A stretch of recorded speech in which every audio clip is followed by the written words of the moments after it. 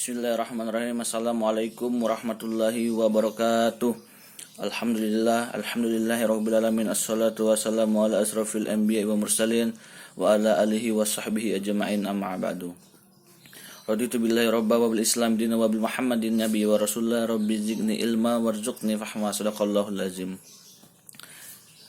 Yang terhormat dan sama-sama kita hormati dosen pembimbing mata kuliah Hukum Acara Peradilan Agama, Bapak Ahmad Fikri, Askami, SHI, MHI, dan teman-teman yang saya banggakan yang telah menonton video tugas saya kali ini.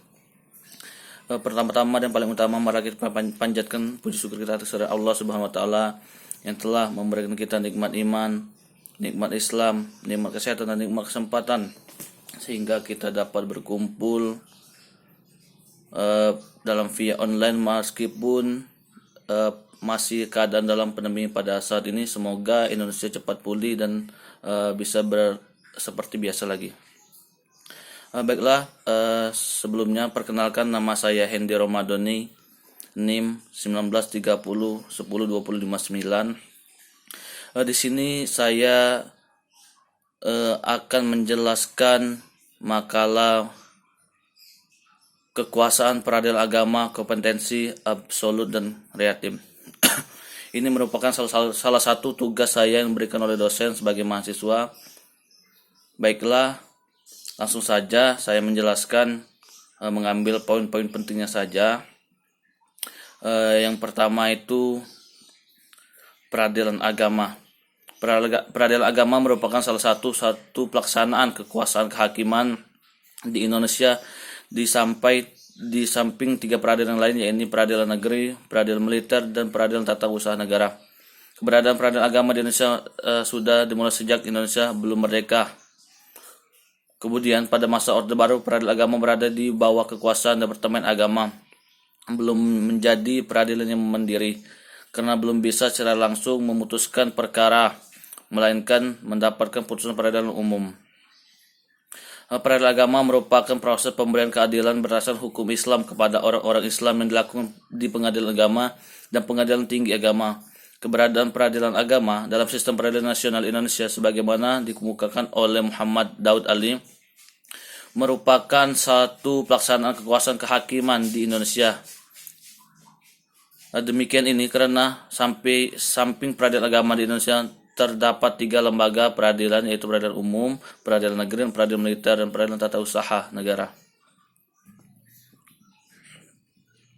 Sejak lahirnya Undang-Undang Nomor 7 Tahun 1989 tentang peradilan agama yang telah diamandemen oleh Undang-Undang Nomor 3 Tahun 2006 dan diamandemen kedua kalinya oleh Undang-Undang Nomor 50 Tahun 2009. Keberadaan peradilan agama memiliki kewenangan yang bertambah besar seperti masuknya perkara ekonomi syariah dan kompetensi peradilan agama. Adapun permasalahan yang akan diangkat oleh penulis berdasarkan paparan pendapat adalah sebagai berikut. Apa yang dimaksud dengan kompetensi peradilan agama? Apa saja permasalahan kompetensi absolut peradilan agama yang menjadi titik singgung dengan peradilan umum? Kompetensi Kamus Besar Bahasa Indonesia berarti kewenangan kekuasaan untuk memutuskan sesuatu. Adapun pengertian kompetensi peradilan agama menurut Undang-Undang Kekuasaan Kehakiman Pasal 25 Ayat 3, peradilan agama sebagaimana dimaksud pada ayat 1 berwenang memeriksa, mengadili, memutuskan, dan menyelesaikan perkara antara orang-orang yang beragama Islam sesuai dengan ketentuan peraturan perundang-undangan. Kewenangan absolut, setiap peradilan berbeda-beda. Hal ini diatur oleh undang-undang atau peraturan yang mengatur kompetensi absolut. Peradilan dalam lingkungan peradilan agama diatur dalam pasal 2 Undang-Undang Nomor 7 Tahun 1989 yang telah diubah dengan Undang-Undang Nomor 3 Tahun 2006. Dibangun atas azas personalitas keislaman. Sebagaimana dalam pasal 2 disebutkan bahwa peradilan agama merupakan salah satu pelaksanaan kekuasaan kehakiman bagi rakyat pencari keadilan yang beragama Islam mengenai perkara-perkara perdata tertentu yang diatur dalam pasal 249 ayat 1 Undang-Undang Nomor 3 Tahun 2006, yaitu bidang perkawinan, waris, wasiat, hibah, wakaf, zakat, infak, sedekah, dan ekonomi syariah. Kewenangan absolut peradilan agama terbagi jadi dua, yaitu Volter, bentuk perkara permohonan tanpa adanya lawan dan produknya adalah penetapan, dan Contentious, bentuk perkara gugatan atau sengketa di dalam dan produk putusan adalah vonis. Berikut ini adalah macam-macam perkara volunter dalam peradilan agama. Penetapan dispensi kawin bagi anak di bawah umur, pasal 7 ayat 2 Undang-Undang nomor 1 garing 1974. Isbat nikah untuk perkawinan yang tidak dicatat, penjelasan pasal 49 angka 37 Undang-Undang nomor 3 garing 2006. Penetapan wali adhal, peraturan Menteri Agama nomor 2 garing 1987 pasal 2 ayat 3. Penetapan kuasa atau wali untuk menjual harta warisan termasuk hak milik lainnya dimiliki anak yang belum dewasa. Penetapan asal usul anak, penetapan pengangkatan anak, penetapan penunjukan seorang wali dalam hal yang belum cukup umur 18 tahun yang ditinggal mati kedua orang tuanya padahal tidak ada penunjukan wali dari orang tuanya.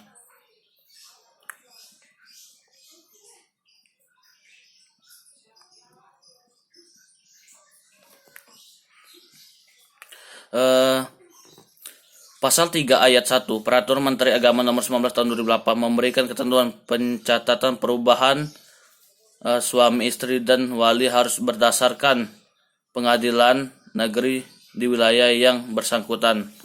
Dengan demikian sejak 27 Agustus 2018 perkara perubahan biodata yang pemula menurut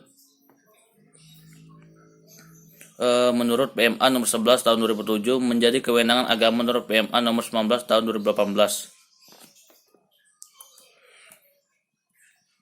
Di Indonesia, bagi orang yang ingin melakukan adopsi harus terlebih dahulu meminta permohonan kepada peradilan umum atau peradilan agama. Permohonan adopsi antara lain di pengadilan negeri dan pengadilan agama itu berbeda dari segi akibat hukum.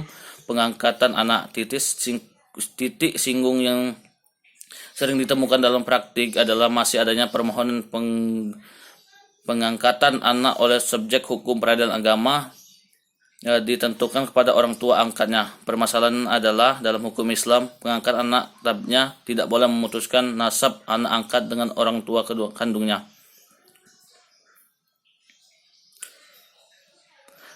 Dalam bagian penjelasan pasal 49 huruf I Undang-Undang nomor 3 tahun 2006 tentang peradilan agama disebut bahwa yang dimaksud dengan ekonomi syariah adalah perubahan atau kegiatan usaha yang dilakukan menurut prinsip syariah, antara lain meliputi 1. Bank syariah, 2. Lembaga keuangan mikro syariah, 3. Asuransi syariah, dan 4. Resuransi syariah, dan 5. Reksadana syariah, 6. Obligasi syariah, dan surat berharga berjangka menengah syariah.